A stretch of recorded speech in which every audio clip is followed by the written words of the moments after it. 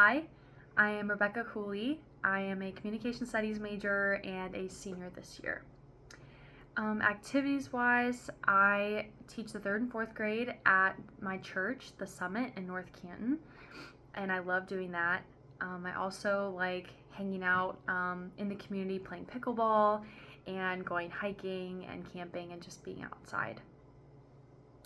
When it comes to media, how I see myself as a consumer, I consume a lot of media on my phone specifically, and I thought the best way to show this was my average screen time. So for last week, my average time was 2 hours and 21 minutes, with my most used apps being TikTok, Instagram, and Spotify.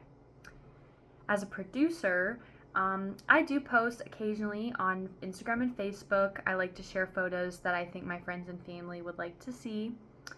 But when it comes to TikTok, I have posted a handful of times, a couple silly videos, and I posted a more instructional one for one of my public relations classes last semester.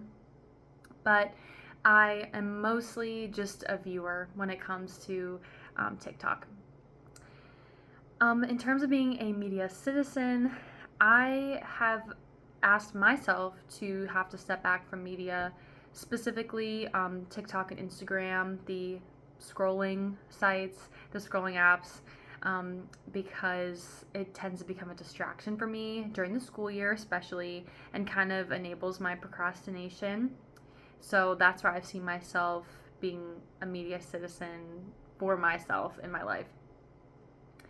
I hope to gain a deeper understanding of cultural values, ethical implications, and societal influences, which that comes from one of the objectives in the syllabus this semester, because I think that will have a lot of crossover with my intercultural communication class that I'm also taking at this time.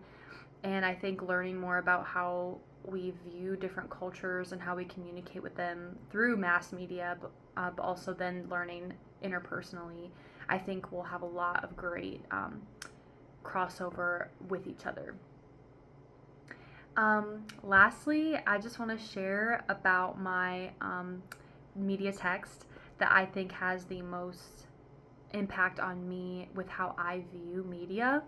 So the one that I chose to focus mainly on is this book of poems and writing prompts by Liz Newman, and it is called I Look to the Morning Sky, but morning is spelled like grief mourning.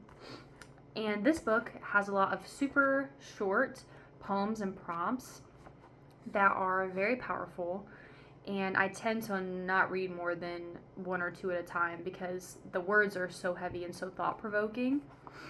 But I chose this because I think that it has impacted me in my view of how accessible and how impactful the tools and resources in media of people sharing their grief journey, and how similar it can be with how you can relate to one another in that way. And after having this is one of the books that I have on that topic, but also experiencing media influencers like a TikTok influencer named Kate Grange, who I have found to be very helpful in her sharing of her grief story, as well as the joys that she still finds in her life with her phrase, let's not rot, that she's encouraging her followers and those watching her videos to tell your story and live your story. Your grief journey is your story to tell, but also to recognize that there are still joyful things in life that you can still experience, so not to rot away in that time, but to continue to search for those new seasons of life. And I just think that this has been so impactful to me in resonating with my own grief journey the last 3 years that I've been experiencing it, but then also being able to see just how accessible these resources are and the different forms they come in media, physical books of poems, or just watching a TikTok video of somebody sharing what their experience has been like. So that has been very interesting for me. I hope this video was interesting for you. Thank you for watching, and have a great day.